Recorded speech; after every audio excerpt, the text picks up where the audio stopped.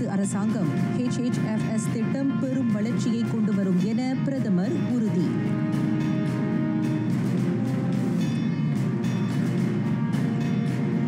மருத்துவர்களை தக்க வைத்துக் கொள்ளும் கடப்பாடு சுகாதார அமைச்சுக்கு உண்டு. பணி நிரந்தரத்தை துரிதமாக்குவதில் முனைப்பு.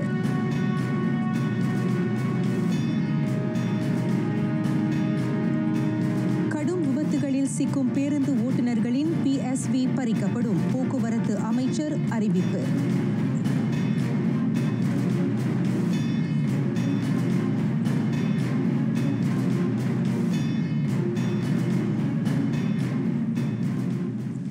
வணக்கம். சலாம் மலேசியா மடானி RTM தமிழ் செய்திகள் உங்களுக்காக. உங்களுடன் நான் பிரிசிலா பிரியா ஆரோக்கியசாமி. நிராகரிக்கப்படுகிறதா திரங்கானு? மாநில மக்களின் நல்வாழ்வுக்கான மேம்பாட்டில் கூட்டரசு அரசாங்கம் கவனம் செலுத்தவில்லையா? அடிப்படையற்ற இதுபோன்ற வதந்திகளையும் அவதூறுகளையும் திரங்கானு மக்கள் இனியும் நம்பி ஏமாறக்கூடாது. பிரதமர் டத்துஸ்ரீ அன்வார் இப்ராஹிம் அந்த கோரிக்கையை முன்வைத்தார். 12ஆம் மலேசிய திட்டத்தின் கீழ் 183 கோடி ரிங்கிட் மதிப்பிலான 445 திட்டங்கள் திரங்கானுவுக்கு அங்கீகரிக்கப்பட்டுள்ளன. அத்துடன் மாநிலத்துக்கான ஒதுக்கீடும் கடந்த ஆண்டை காட்டிலும் இவ்வாண்டு 23.9 கோடி ரிங்கிட் அதிகரிக்கப்பட்டுள்ளது. திரங்கானுவின் மேம்பாட்டுக்கு கூட்டரசு அரசாங்கம் எதுவும் செய்யவில்லை என்ற அவதூறை புறக்கணிக்க இவையே சான்று என பிரதமர் விவரித்தார். அதேவேளை நிலத்தை கையகப்படுத்துதல், திட்டத்தினால் ஏற்படும் தாக்கம் குறித்த ஆய்வு, மதிப்பீடுகள் காரணமாக அவற்றை செயலாக்குவதில் காலத்தாழ்வு ஏற்பட்டிருக்கக்கூடும். ஆனால் கூட்டரசு அரசாங்கம் ஒருபோதும் திரங்கானு மக்களை மாற்றாந்தாய் மனப்போக்குடன் கையாண்டதில்லை என பிரதமர் உறுதிபட கூறினார். திரங்கானு 2025 மக்கள் மதானி திட்டத்தை நிறைவு செய்து வைத்து டத்துஸ்ரீ அன்வார் உரையாற்றினார். மடானி டியூஷன் திட்டம் செயலாக்கம் காணும் முதல் மாநிலமாக திரங்கானு விளங்குகிறது. 9408 மாணாக்கர் பயன்பெறக்கூடிய 614 ஆசிரியர்களின் சேவையை உட்படுத்திய அந்த திட்டத்துக்கு 52.7 லட்சம் ரிங்கிட் ஒதுக்கப்பட்டுள்ளது.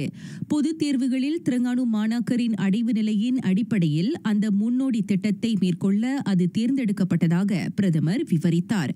பள்ளி மாணாக்கருக்கு வழங்கப்படும் உதவிகளில் இது முதன்மையாக விளங்கும் என்றும் டத்துஸ்ரீ அன்வார் சுட்டினார். திரங்கானுவின் மிதவை கதிராற்றல் நீர் இருவாய் மின் உற்பத்தி திட்டம் HHFS மற்றும் பசுமை நீரியல் மையம் வட்டார அனைத்துலக முதலீட்டாளர்களை கவரும் ஆற்றலை அது கொண்டிருக்கிறது. அத்துடன் பசுமை நீரியல் மதிப்பீட்டு கட்டமைப்பில் வட்டாரத்தின் முன்னோடியாகவும் மலேசியாவை அது விளங்கச் செய்யும் என பிரதமர் கூறினார். பெட்ரோனாஸும் தெனாகா நேஷனலும் இணைந்து அந்த மாற்று எரியாற்றல் திட்டத்தை மேற்கொள்கின்றன. மலேசிய எரியாற்றல் கொள்கை மற்றும் அனைத்துலக நிலையிலான பசுமை எரியாற்றல் அவாவுக்கு ஏற்ப அது அமைந்திருப்பதாக பிரதமர் குறிப்பிட்டார். கஞ்சேர் ஏரியில் அந்த பெருந்திட்டம் மேற்கொள்ளப்படுகிறது. இதன் வழி நாட்டின் அந்த பெரிய ஏரி பகுதி திரங்கானுவையும் கடந்து அனைத்துலக முதலீட்டாளர்களை கவரும் மையமாக உருவெடுத்திருக்கிறது. எனவே HHFS திட்டம் விரைந்து செவ்வனே செயல்படுத்த என பிரதமர் உறுதியளித்தார். சுல்தான் மஹ்மூட்டின் உற்பத்தி நிலையத்தில் மிதவை கதிராற்றல் நீர் இருவாய் மின் உற்பத்தி திட்டம் மற்றும் பசுமை நீரியல் மையத்தை தொடக்கி வைத்து டத்துஸ்ரீ அன்வார் உரையாற்றினார். இவ்வேளையில் கோலபராங் வட்டாரத்தில் உள்ளோருக்கு டிவேட் கல்வி உட்பட திறன் மேம்பாட்டு பயிற்சிகளை வழங்க வேண்டும் என பெட்ரோனாஸையும் TNBயையும் பிரதமர் கேட்டுக்கொண்டார். கல்வி அமைச்சு, உயர்கல்வி அமைச்சு, மனிதவள அமைச்சு ஆகியவை திரங்கானு மாநில அரசுடனும் பெட்ரோனாஸ் TNB ஆகிய நிறுவனங்களுடனும் இணைந்து அந்த சிறப்பு பயிற்சிகளை வழங்க வேண்டும். பெரும் வளர்ச்சி காணும் வட்டாரமாக கோலபராங் உருவாகவிருக்கிறது. அதன் பயனை வட்டார மக்கள் அடைய ஆயத்தமாவதற்கு இந்த பயிற்சிகள் அடிப்படையாக விளங்க வேண்டும் என டத்துஸ்ரீ அன்வார் ஆலோசனை தெரிவித்தார். சுகாதார அமைச்சின் 5 முக்கிய சேவை பிரிவுகளுக்கு ஷிப்ட் முறை மாற்றும் பணியில் இருந்து விலக்கு அளிக்கப்படுகிறது. நோயாளிகளின் நலனை முன்னிறுத்தி சேவையாற்றும் அவர்களின் அர்ப்பணிப்பை போற்றும் விதமாகவும் அவர்கள் தொடர்ந்து சிறந்த பணியாற்ற உந்துதலாகவும் இந்த அங்கீகாரம் வழங்கப்படுவதாக சுகாதார அமைச்சர் டத்துஸ்ரீ டாக்டர் ஜுல்கிஃப்லி அஹ்மத் தெரிவித்தார். 82,637 சுகாதார பணியாளர்களுக்கு அந்த முறை மாற்று பணி நேர விலக்கு அளிக்கப்பட்டது. நேற்று அதனை அறிவித்த பிரதமர் டத்தோஸ்ரீ அன்வார் இப்ராஹிமுக்கு தமது உளமுவந்த நன்றியை அமைச்சர் தெரிவித்துக் கொண்டார். நாட்டு மக்களின் ஆரோக்கியத்துக்காக அயராது உழைக்கும் சுகாதார பணியாளர்களின் உடல் உளநலன் காக்கப்படுவதில் மடானி அரசு கொண்டிருக்கும் உறுதிப்பாட்டை இது புலப்படுத்துவதாக அவர் விவரித்தார். அந்த 5 பிரிவுகளுக்கான பணி நேரத்தை வாரத்திற்கு 42 மணி நேரமாக நிலைநிறுத்தும் முடிவை சுகாதார அமைச்சு வரவேற்கிறது. பாதுகாப்பை துச்சம் என கருதி நோயாளிகளை குணப்படுத்த நேரம் பாராது சேவையாற்றும் சுகாதார பணியாளர்களுக்கு கிடைத்த அங்கீகாரம் இதுவென டத்தோஸ்ரீ டாக்டர் ஜுல்கிஃப்லி வர்ணித்தார். இதுகாரும் முறை மாற்றும் பணி அடிப்படையில் வாரத்திற்கு 45 மணி நேரம் சேவையாற்றிய சுகாதார அமைச்சின் 5 முக்கிய சேவை பிரிவுகளின் பணி நேரத்தை வாரத்திற்கு 42 மணி நேரமாக குறைப்பதாக மடானி அரசு நேற்று அறிவித்தது. மருத்துவ பணியாளர்கள் நாட்டில் தொடர்ந்து சேவையாற்றுவதை உறுதி செய்யும் கடப்பாட்டை சுகாதார அமைச்சு கொண்டுள்ளது. எனினும் அவர்கள் வெளிநாட்டு வேலை வாய்ப்புகளை அணுகினால் அவர்களை தடுக்க சட்டம் இல்லை என அமைச்சர் டத்தோஸ்ரீ டாக்டர் ஜுல்கிஃப்லி அஹ்மத் விளக்கினார். ஒப்பந்த மருத்துவர்களுக்கான நிரந்தர பணி நடைமுறைகளை விரைவுபடுத்துவது உட்பட மருத்துவ பணியாளர்களை நாட்டின் சுகாதாரத்துறையில் தக்க வைத்துக் கொள்ள பல்வேறு அணுகுமுறைகளை சுகாதார அமைச்சு செயலாக்குவதாக அமைச்சர் தெரிவித்தார். எல்லை கடந்த பணி நியமனத்திற்கு சுகாதார அமைச்சு முட்டுக்கட்டையிடாது. அது ஒருவரின் தனிப்பட்ட உரிமை. எனினும் நமது மருத்துவர்கள், நிபுணர்கள் மற்றும் தாதியர்கள் நாட்டின் பொது சுகாதாரத்துறைக்கு மிக அவசியம் என அவர் கூறினார். மலேசிய சுகாதார பணியாளர், குறிப்பாக மருத்துவர்களை கவர்ச்சிகரமான ஊதியத்தால் சிங்கப்பூர் ஈர்ப்பதாக சமூக ஊடகத்தில் பரவலாக்கப்பட்ட பதிவு குறித்து அமைச்சர் கருத்துரைத்தார். 2025 ஆசியான் டெங்கி தினத்தை முன்னிட்டு நடைபெற்ற தேசிய அளவிலான துப்புரவு நடவடிக்கையில் கலந்து கொண்ட பின் டத்தோஸ்ரீ டாக்டர் ஜுல்கிஃப்லி ஊடகத்தாரை சந்தித்தார். இதனிடையே ஒப்பந்த மருத்துவர்கள் சிக்கலை களைவதில் மடானி அரசு தீவிரம் காட்டுகிறது. அவர்களுக்கு அரசாங்கத்தில் நிரந்தரமாக பணியமர்த்தும் நடைமுறைகள் விரைவுபடுத்தப்படும் என சுகாதார அமைச்சர் உறுதியளித்தார். பயிற்சி மருத்துவர்களை ஒப்பந்த அடிப்படையில் பணியமர்த்தும் முறை 2016ஆம் ஆண்டில் செயலாக்கப்பட்டாலும் தற்காலிகமாகவே அது நடப்புக்கு வந்ததாக அவர் தெளிவுபடுத்தினார். அதன் செயலாக்கம் இறுதி கட்டத்தில் இருக்கிறது. எனவே மருத்துவமனைகளில் வெற்றிடங்கள் நிரப்பும் விதமாக மருத்துவர்கள் விரைவில் நிரந்தரமாக பணியமர்த்தப்படுவர் என டத்தோஸ்ரீ டாக்டர் ஜுல்கிஃப்லி குறிப்பிட்டார். கடுமையான விபத்துகளில் சிக்கும் பேருந்துகளின் ஓட்டுநர்களுடைய பொது போக்குவரத்து சேவை அனுமதி PSV பறிக்கப்படும். ஆனாலும் அவசர கதியில் அந்த நடவடிக்கை மேற்கொள்ளப்படாது என போக்குவரத்து அமைச்சர் ஆந்தனி லோக் உறுதியளித்தார். விபத்தில் சிக்கிய பேருந்துகளுடைய ஓட்டுநர்களின் PSV பறிக்கப்படும் விவகாரத்தில் முழுமையான விசாரணை மேற்கொள்ளப்படும். ஓட்டுநர்கள் உண்மையிலேயே குற்றம் இழைத்தது மெய்ப்பிக்கப்பட்டால் அந்த தண்டனை விதிக்கப்படும் என அமைச்சர் உறுதியளித்தார். ஓட்டுநரின் உரிமையை பறிக்கும் நோக்கத்தை அந்த நடவடிக்கை கொண்டிருக்கவில்லை. மாறாக சாலை பயனர்களின் பாதுகாப்பை பேணும் முயற்சி அதுவென அவர் விவரித்தார். PSV பறிக்கப்பட்ட ஓட்டுநருக்கு வழங்கப்படும் ஆலோசக திட்டத்தை வரையும் பணியும் மேற்கொள்ளப்பட்டுள்ளது. முறையாக பயிற்சியை அவர்கள் பெற்ற பின்னரே அவர்கள் மீண்டும் ஓட்டுநர் பணிக்கு திரும்ப அனுமதிக்கப்படுவர் என ஆந்தனி லோக் விளக்கினார்.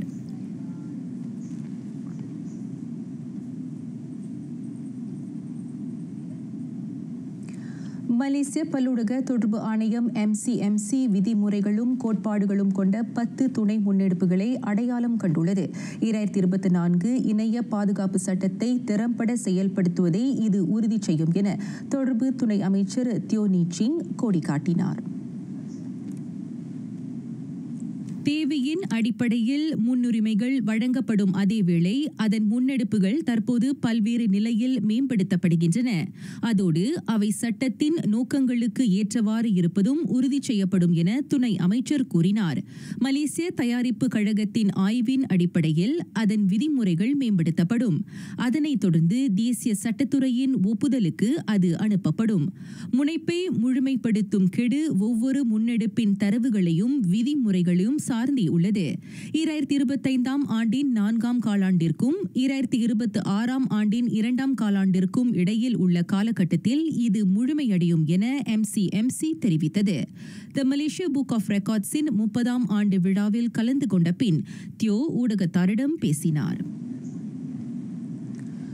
சமூக பணியாளர்கள் சட்ட வரைவு துல்லியமாக ஆராயப்படுகிறது. இவ்வாண்டு இறுதிக்குள் அல்லது அடுத்த ஆண்டு தொடக்கத்தில் நாடாளுமன்றத்தில் அது தாக்கல் செய்யப்படும் என மகளிர் குடும்ப சமூக மேம்பாடு அமைச்சர் டத்தோ ஸ்ரீ நான்சி ஷுக்ரி கோடி காட்டினார். இதுவரை அந்த சட்ட முன்வரைவு குறித்து தீபகற்ப மலேசியா, சபா, சரவாக்கை உட்படுத்தி பல்வேறு முக்கிய தரப்புகளுடன் கலந்தாலோசனை நடத்தப்படுகிறது. அந்த கலந்துரையாடல்கள் வழி சட்ட செயல்முறை தொடர்பான கருத்துக்களை பெற இயலும். சமூக பணியாளர்களுக்காக வகுக்கப்படும் இந்த சட்டம் தொழிலாளர் சட்டத்தை ஒத்திருக்கவில்லை. மாறாக தனித்துவமான நோக்கத்தை இந்த சட்டம் கொண்டிருப்பதாக டத்தோ ஸ்ரீ நான்சி ஷுக்ரி விவரித்தார். 6,800 கோடி ரிங்கேட் நாடு முழுதும் உள்ள 16,000க்கும் மேற்பட்ட கூட்டுறவு கழகங்கள் ஓராண்டில் ஈட்டிய மொத்த வருவாய் மக்களின் பொருளாதாரத்தை மேம்படுத்துவதில் அவை முக்கிய பங்காற்றுவதாக தொழில் முனைவோர் மேம்பாடு கூட்டுறவு அமைச்சர் டத்தோ இவான் பெனடிக்ட் தெரிவித்தார்.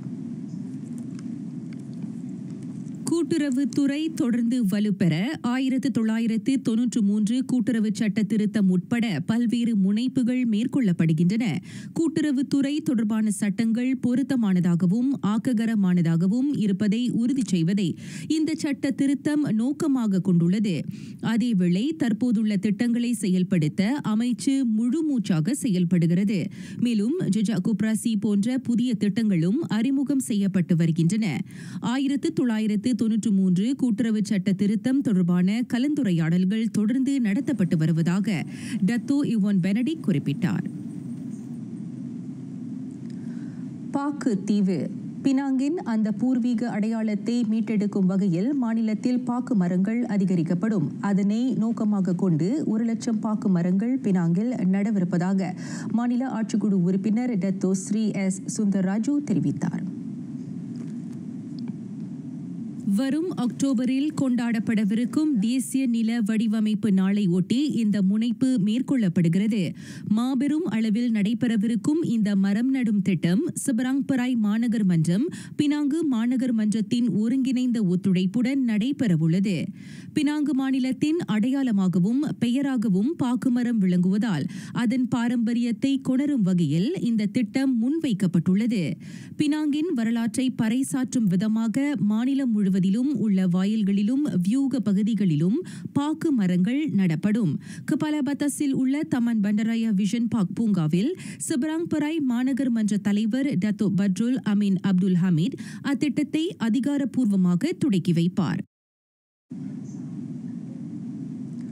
சமூகத்தையும் போலீஸையும் பிரிக்க இயலாது. அதற்கு தக்க சான்றாக விளங்குகிறது கோலாலம்பூர் புலாப்பூலில் அமைந்திருக்கும் ஸ்ரீ மகா முனீஸ்வரர் ஆலய திருவிழா. 32ஆம் முறையாக நடத்தப்பட்ட அந்த விழாவில் போலீசாருடன் சுற்றுவட்டார மக்களும் திரளாக கலந்து கொண்டு சிறப்பித்தனர்.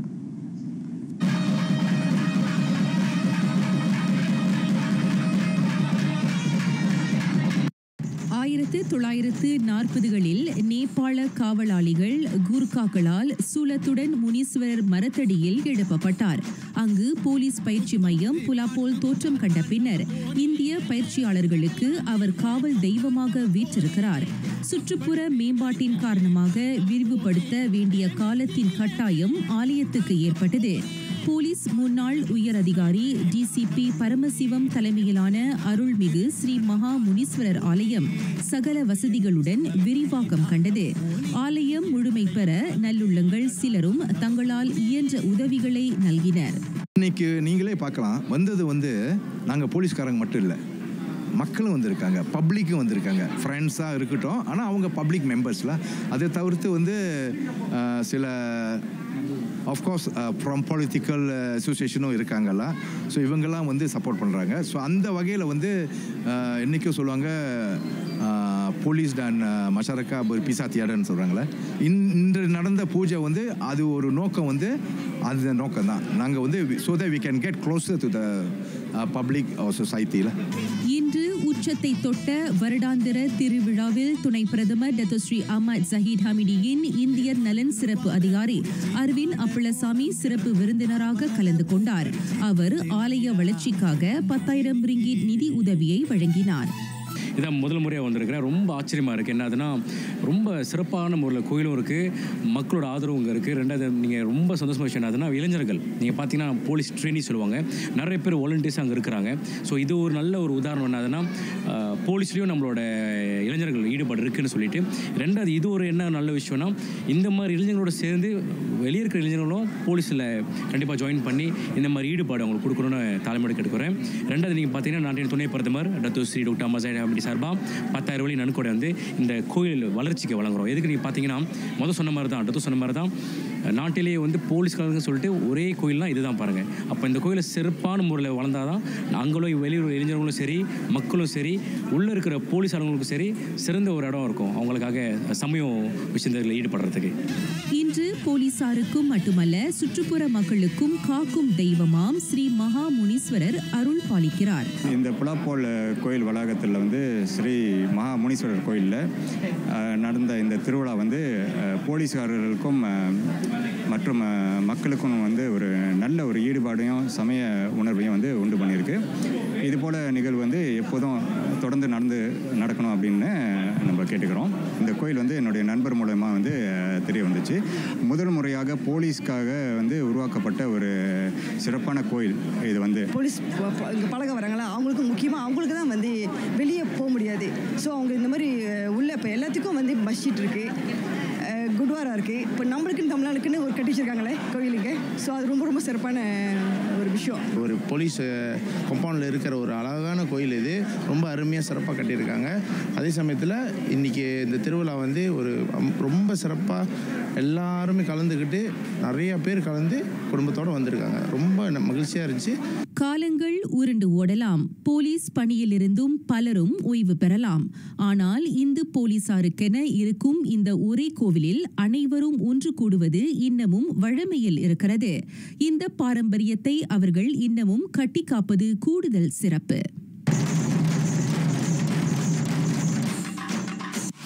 咁今次我搞呢個歌唱比賽咧，就目的就係為咗等佢哋可以參與，可以令到佢哋歌聲發揮出嚟啦。真的沒想到你會來參加這個比賽。給我眼前一亮，你是會唱的。可能剛剛有點緊張。不是緊張，不要抱住。你現在還沒有來參加比賽的一個資格。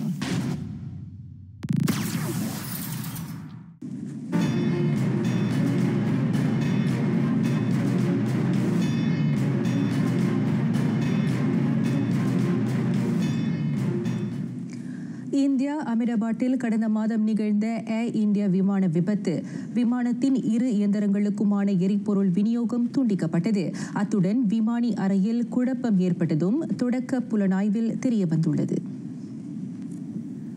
அமிர்தாபாத் சர்தார் வல்லபாய் பட்டேல் விமான நிலையத்தில் இருந்து லண்டன் நோக்கி புறப்பட்ட போயிங் 787 ட்ரீம் லைனர் விமானம் மேல் எழும்பிய சில நொடிகளில் விழுந்து நொறுங்கியது. இயந்திரத்திற்கு செல்ல வேண்டிய எரிபொருள் முடக்கி திறக்கப்பட்டவுடன் மீண்டும் மூடப்பட்டது. இதனால் இயந்திரத்துக்கு எரிபொருள் செல்லவில்லை. விமானிகளுள் ஒருவர் மற்றொருவரிடம் ஏன் எரிபொருள் வால்வு முடக்கப்பட்டது என கேட்பதும், நான் முடக்கவில்லை என பதில் வருவதும் குரல் பதிவின் வாயிலாக தெரிய வந்தது. அதனைத் தொடர்ந்து விமானம் மீண்டும் கீழ் இறங்கியது. இயந்திரத்தை விமானி மீண்டும் முடக்க முயன்றும் ஒன்று மட்டுமே சற்றே இயங்கியது. இதனால் விமானம் கீழ் இறங்க நேரிட்டது என அந்த அறிக்கை விவரிக்கிறது. அந்த விமானம் அங்கிருந்த மருத்துவக் கல்லூரி உறைவிடத்தின் மீது விழுந்தது. ஒரு பயணி மட்டுமே அதில் உயிர் தப்பிய வேளை ஏனைய பயணிகள், பணியாளர்கள் என 241 பேரும் தரையில் இருந்த 29 பேரும் உயிரிழந்தனர். வரி விதிப்பு அறிவிக்கையை ஐரோப்பிய ஒன்றியத்துக்கு அனுப்பினார் அமெரிக்க அதிபர் டொனால்ட் ட்ரம்ப். அமெரிக்காவின் மிகப்பெரிய வர்த்தக மற்றும் முதலீட்டு பங்காளியான அந்த கூட்டமைப்பு அடுத்து மேற்கொள்ள வேண்டிய கடமைகளை அந்த அறிவிக்கை கோடிட்டு காட்டியது. அமெரிக்காவுடன் உற்பத்தி பொருட்களுக்கு வரி விதிக்கப்படாத வர்த்தக ஒப்பந்தத்தை மேற்கொள்ள ஐரோப்பிய ஒன்றியம் எண்ணம் கொண்டிருந்தது. ஆயினும் பல மாதங்களாக நீடித்த விவாதங்கள் இடைக்கால ஒப்பந்தத்துக்கு மட்டுமே வழிவகுத்தன.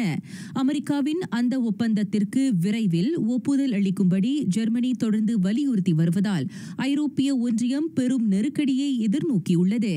அதேவேளை அமெரிக்காவுக்கு மட்டுமே ஆதாயம் அளிக்கும் ஒப்பந்தத்தில் உடன்படிக்கை செய்து கொள்ள வேண்டாம் என பிரான்ஸ் உள்ளிட்ட ஐரோப்பிய ஒன்றியத்தின் இதர உறுப்பு நாடுகள் அறிவுறுத்துகின்றன. ஐரோப்பாவின் பொருளாதாரத்திற்கு பெரும் பங்காற்றும் தமது வாகன உற்பத்தி துறை அமெரிக்காவின் வரி விதிப்பிற்கு இலக்காகும் அச்சத்தில் ஜெர்மனி உள்ளது. அந்த நாட்டின் எம்டன் துறைமுகத்தில் இருந்து ஒவ்வொரு ஆண்டும் 250,000த்திற்கும் மேற்பட்ட விலை உயர்ந்த வாகனங்கள் அமெரிக்காவுக்கு ஏற்றுமதி செய்யப்படுகின்றன. ஜப்பான், தென்கொரியா உள்ளிட்ட பல நாடுகளுக்கும் புதிய வரி விதிப்பை அறிவித்துள்ளார் ட்ரம்ப்.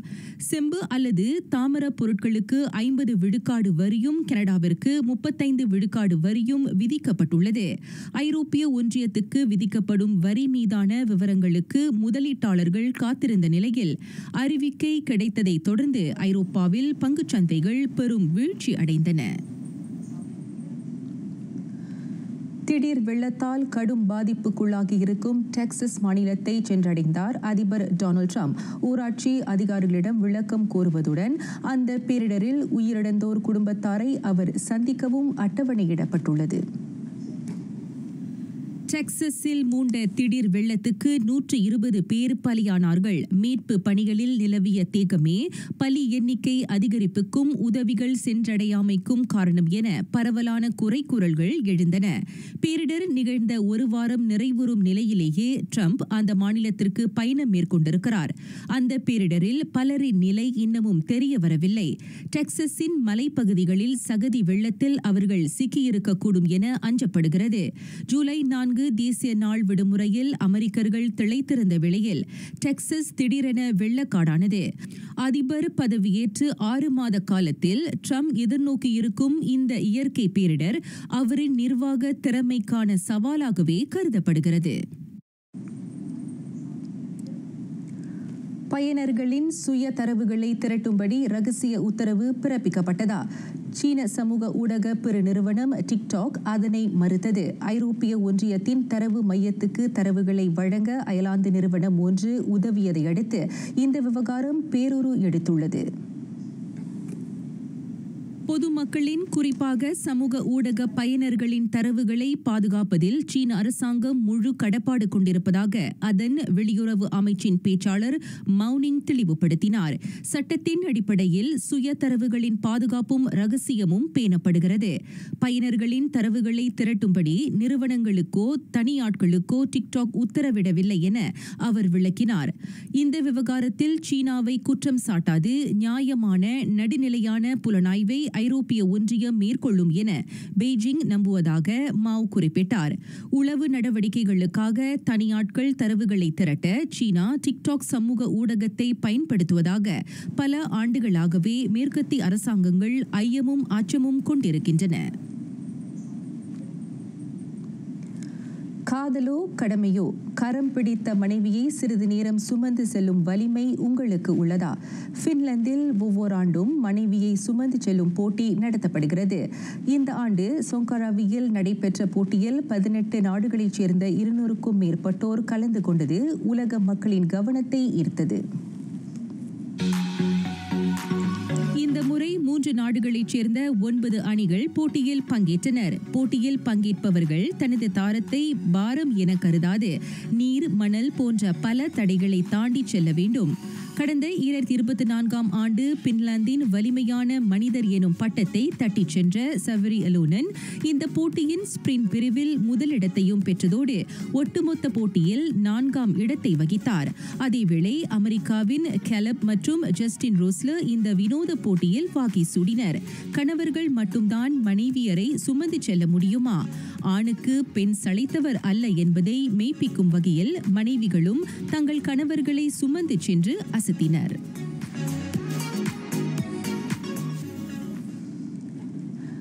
காற்பந்து துறைக்காக தமது வாழ்நாளில் 20 ஆண்டுகளை அர்ப்பணித்த உச்ச நட்சத்திரம் லியோனல் மெஸ்ஸி 872 கோல்களை புகுத்தியிருந்தாலும் தம் நினைவில் நீங்கா இடம் பிடித்திருப்பது 2009 சாம்பியன்ஸ் லீக் கோல் மட்டுமே என அறிவித்திருக்கிறார் அவர். எனவே அதனை அழியாத ஓவியமாக உருவாக்க விழைந்திருக்கிறார் அந்த காற்பந்து நாயகன். ரெஃபிக் அனடால் எனும் ஓவியர் அந்த தருணத்தை செயற்கை நுண்ணறிவின் துணையுடன் இலக்கவியல் ஓவியமாக வடிவமைக்க உள்ளார். Living memory Messi a goal in life என பெயரிடப்பட்டுள்ள அந்த ஓவியம் 15 லட்சம் அமெரிக்க டாலருக்கு ஏலப்போகும் என எதிர்பார்க்கப்படுகிறது. தமது அசத்தலான ஆட்டபாணியால் உலக ரசிகர்களை கட்டி போட்டவர் லியோனல் மெஸ்ஸி. அந்த விழா நாயகனின் நினைவில் நிலைத்திருக்கும் அனுபவத்தை கலையாக, தரவாக, உணர்வாக ரசிகர்களின் மனதில் பதிய வைக்கும் வகையில் இந்த ஓவியம் உருவாக்கப்பட உள்ளது. ஓவியத்தை ஏலமிட்டு கிடைக்கும் பணம் யூனிசெஃப் உள்ளிட்ட சில லாப நோக்கமற்ற அமைப்புகளுக்கு பகிர்ந்தளிக்கப்படும். நியூயார்க்கில் அமைந்துள்ள பிரபல ஏலமிடும் மையமான கிறிஸ்டியில் மெஸ்ஸியின் ஓவியம் காட்சிப்படுத்தப்பட்டு ஏலமிடப்படும். இம்மாதம் 22ஆம் நாள் வரையில் இணையத்திலும் அதனை ஏலத்தில் எடுக்கும் வாய்ப்பு உலக மக்களுக்கு வழங்கப்படுகிறது. 咁今次我搞呢個歌唱比賽咧，就目的就係為咗等佢哋可以參與，可以令到佢哋歌聲發揮出嚟啦。真的没想到你会来参加这个比赛。给我眼前一亮，你是会唱的。可能刚刚有点紧张。不是紧张，不要抱住。你现在还没有来参加比赛的一个资格。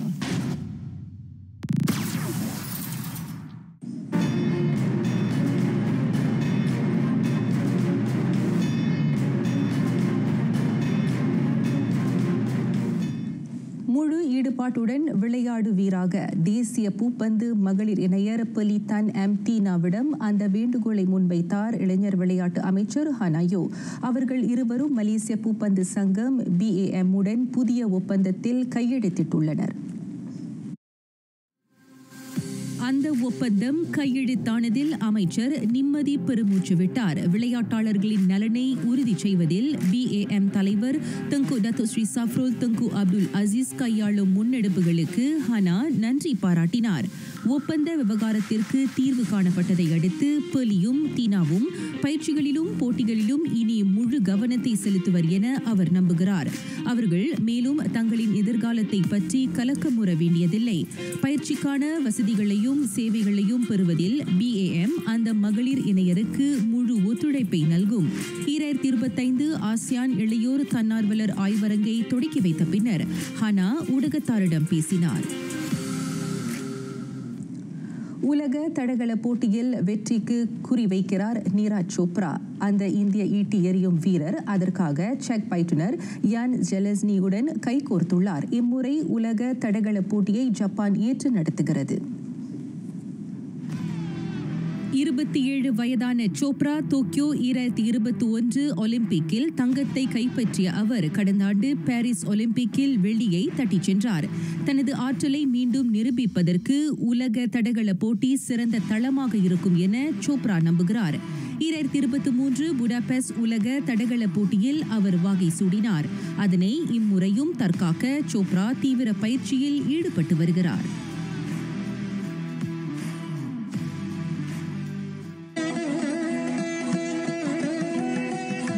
குரல் தீயாக உள்ளே தெளிவுற நோக்கினால் மாயாது பின்னை உடம்பு. யோகத்தின் மூலமாக உடலுக்கு வெப்பமேற்றி குண்டலினி ஆற்றலை எழுப்ப வேண்டும். சிந்தையில் நிறுத்தினால் சிவ ஒளி காண உடலானது அழியா தன்மை பெறும் என ஓகத்தந்திரம் உரைக்கிறார் ஔவை பெருமாட்டி. நிறைவடைகின்றன RTM தமிழ் செய்திகள். எங்களோடு இணைந்ததற்கு நன்றி.